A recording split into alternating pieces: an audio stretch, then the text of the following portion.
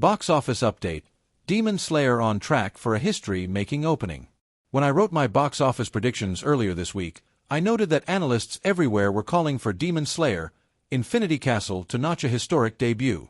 While I agreed it would almost certainly claim the record for the biggest anime opening of all time, I thought some of the more bullish forecasts, suggesting a debut north of $60 million, were a stretch.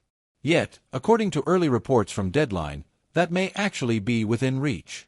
Based on Friday's business, the current forecast has the film opening anywhere between $55 to $60 million. Either way, it's a landmark moment for anime at the domestic box office, with the previous record holder, Pokémon, the movie, opening to $31 million way back in 1999. That said, anime titles are notoriously front-loaded, so expect at least a 60% drop next weekend. Still, those are incredible numbers, and it's a much-needed win for Sony, who are having a terrible year at the box office, with Karate Kid, Legends, Caught Stealing, and I Know What You Did Last Summer costly flops.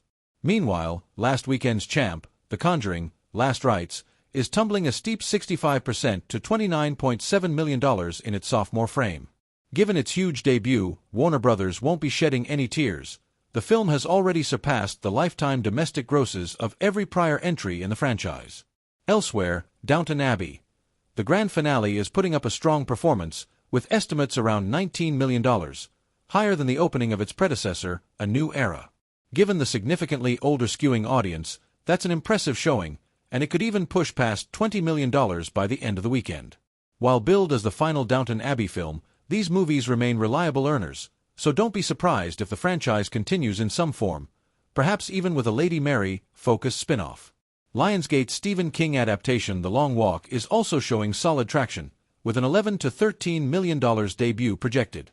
That's a healthy number for a film featuring such a young cast and a grim premise, and it should ultimately turn a tidy profit for the studio.